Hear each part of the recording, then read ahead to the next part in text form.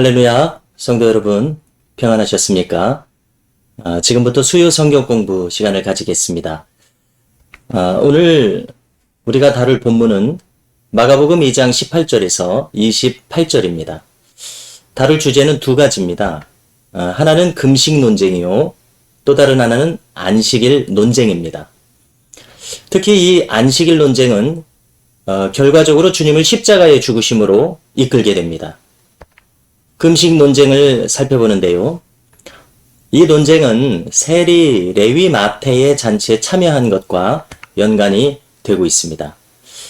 주님께서는 세리와 같은 죄인들을 용납하실 뿐만 아니라 그들과 먹고 마시셨습니다. 금식 논쟁이라는 것은 바로 이 금식일에 바리새인들이나 특별히 오늘 본문에서는 금욕적인 에세네파로 알려져 있는 이 세례 요한의 제자들은 금식하는 데 반해서 예수님과 제자들은 금식하지 않는 것을 문제 삼고 있습니다. 최근에 국내에 알려진 에더스하임이라고 하는 유대인 신학자가 있는데요. 그분은 예수님 당시의 금식에 대해서 다음과 같이 알려줍니다. 유대교 랍비들의 연구를 따르면 그들은 일주일에 2번 금식합니다. 목요일과 월요일입니다. 왜냐하면 모세가 십계명의 2돌판을 받기 위해서 올라간 날이 목요일이고 내려온 날이 월요일이기 때문이라고 합니다. 아무튼 18절을 보니까 그들이 예수님께 와서 항의합니다.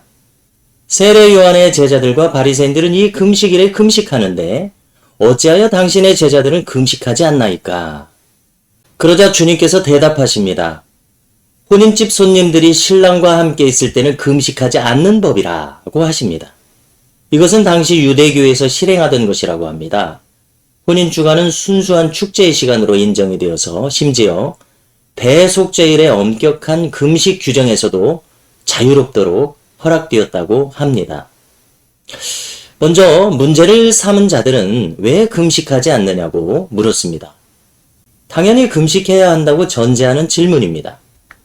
여러분, 금식은 선택입니다. 자기들이 하는 금식을 타인이 하지 않는다고 문제를 제기하는 것은 이미 종교적인 형식에 갇혀 있어서 그 형식을 강요하는 것입니다. 종교개혁 시기로 거슬러 올라가면 아디아포라 논쟁이라는 것이 있습니다. 이 아디아포라라는 말의 뜻은 대수롭지 않은 것들이라는 뜻입니다.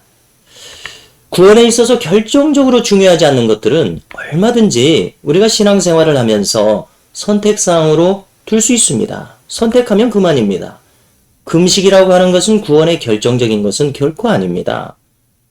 종교생활의 결정적인 것도 아닙니다. 이것은 그저 선택하면 되는 것입니다. 남의 신앙을 판단하는 척도로 삼을 수 있는 것이 아닙니다. 여러분, 주님의 대답을 보십시오. 혼인집 신랑은 주님 자신을 가리킵니다. 주님의 임재는 기쁨과 축제의 상황을 우리의 삶에 일으킵니다. 슬퍼하면서 금식할 필요가 없습니다. 구원받은 사람은 금식을 하느냐 마느냐 여기에 연연할 필요가 없습니다. 그런데 주님께서 중요한 것을 말씀하시는데요.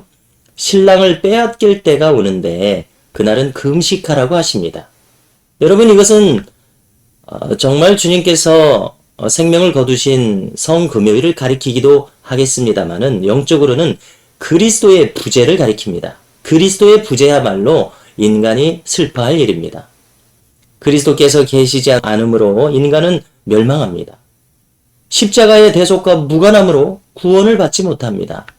자신의 죄를 모르기 때문에 구원을 받지 못합니다. 정말 이것이야말로 인간의 영혼이 금식해야 할 일입니다. 주님께서 십자가에서 죽으신 성금요일, 이날만큼은 다시금 자신의 죄를 슬퍼하면서 금식할 만한 날일 것입니다. 여기에 주님께서는 두 가지 비유적인 이야기를 덧붙이시는데요. 하나는 이 생배의 조각을 낡은 옷에 붙이지 않는 법이라고 말씀하십니다. 낡은 옷은 어떻습니까? 새 옷감을 겨웠을 때 그 힘을 견딜 수가 없겠죠. 두 옷감이 조화될 수가 없습니다. 저 사람들의 이 낡은 생각으로는 결코 메시아의 사역을 담을 수가 없다는 것을 말씀하신 것입니다. 또 말씀하시기를 새 포도주도 낡은 부대에 넣을 수 없습니다. 새 포도주는 낡은 부대를 터뜨릴 것입니다. 그러므로 새 포도주는 새 부대에 넣어야 한다고 말씀하셨습니다. 바리새인들과 세례 요한의 제자들이 가진 생각의 틀로는 주님의 사역을 이해할 수도 담을 수도 그 사역에 참여할 수도 없습니다. 바리새인들은 그들의 율법주의를 깨뜨리고 나와야만 하고 세례 요한의 제자들도 자신들의 금욕주의를 깨뜨리고 나와야만 그리스도를 만날 수 있고 그분의 사역에 참여할 수가 있습니다.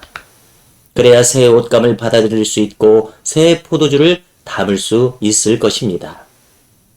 이제 다음 단락으로는 안식일 논쟁을 살피겠습니다. 한 안식일에 예수님께서 밀밭 사이로 지나실 때에 그의 제자들이 밀 이삭을 잘라 먹었습니다. 이것을 바리새인들이 목격했습니다. 그리고 항의합니다. 제자들이 안식일에 하지 못할 일을 했다고 항의합니다. 여러분, 우리가 살펴볼 것은 보리추수는 6월절 직후에 시작됩니다. 그래서 그 시점을 초실절이라고 합니다. 그런가 하면 밀추수는 오순절 후에 시작했습니다. 그런데 누가복음에서는 이 안식일을 헬라어 원문으로 기록하기를 두 번째 첫 안식일이라고 기록합니다. 우리말로는 그냥 안식일이라고만 번역을 해놨습니다. 학자들은 이것이 6월절 후에 첫 번째 안식일이거나 두 번째 안식일 것이라고 우리에게 알려줍니다. 6월절과 오순절 사이는 50일 아닙니까? 그 사이에 몇 번의 안식일이 있는데 그것을 그렇게 나눠서 불렀다고 합니다. 그런데 이 기간의 한 안식일에 제자들이 밀 이삭을 잘라 먹게 되었고 바리새인들은 안식일 규례를 어겼다고 문제를 삼고 있습니다. 우선 그들이 밀 이삭을 자른 것은 안식일에 대한 그 당시 37가지 규정들 중에서 추수하지 말라는 항목을 금한 것이 됩니다.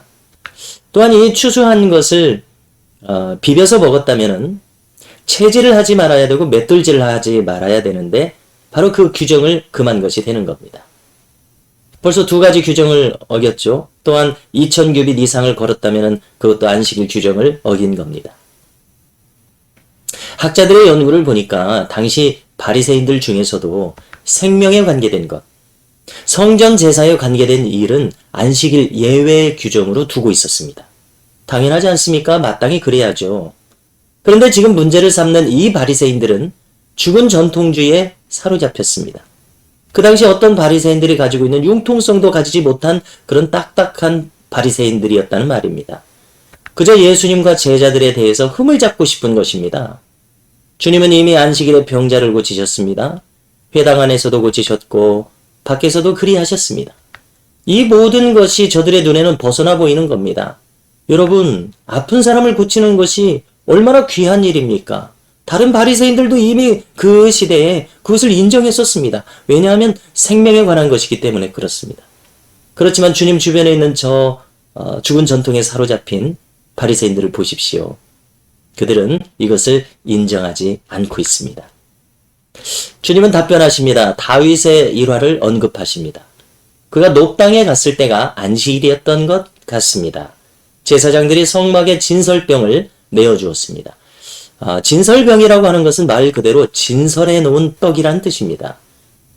성소의 떡상에 6덩이씩 두 줄로 올려놓는 그 이스라엘 12지파를 상징하는 떡을 가리킵니다. 안식일마다 교체하던 떡이었죠. 본래 이것은 제사장밖에 먹지 못하던 것이었는데 이것을 준 것입니다. 왜 그렇습니까? 생명에 관계된 일이기 때문입니다. 다윗과 그 일행이 굶주렸기 때문에 그렇습니다. 주님의 답변은 명확합니다. 안식일이 사람을 위하여 있는 것이요 사람이 안식일을 위하여 있는 것이 아니니. 여러분, 이 말씀은 분명히 까다로운 안식일 규정을 작성한 그 율법주의의 폐해를 지적하신 겁니다. 주님은 또한 덧붙이시는데요. 인자는 안식일에도 주인이니라. 다시 한번 자신을 인자로 가리키신 것을 주목할 필요가 있습니다. 이것은 특별한 경우를 염두에 두고 사용하신 전형적인 말씀이십니다. 일부러 인자라고 하셨다는 말입니다. 즉 그리스도의 영원성을 나타내시는 말씀입니다. 하나님 보좌 우편에 앉아 계신 영원토록 통치하시는 부활과 영생의 주님을 가리키는 말씀이 곧 인자입니다. 그러므로 주님께서는 이 말씀을 통해서 자신이 안식일을 제정하셨고 직접 그것을 다스리시는 분임을 드러내신 겁니다. 안식일은 하나님의 날입니다. 오직 생명을 위한 날입니다. 안식일 규례와 전통으로 하나님의 뜻을 막을 수는 없는 겁니다.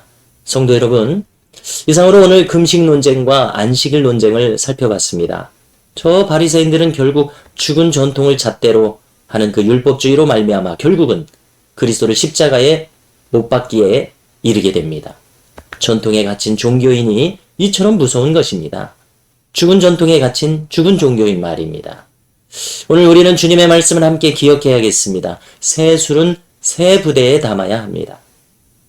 우리 모두가 오직 생명을 살리는 길, 곧 예수 그리스도의 생명과 부활의 길을 걸어갈 수 있기를 주님의 이름으로 간절히 축원합니다. 이상으로 오늘 성경 공부를 마치겠습니다. 감사합니다.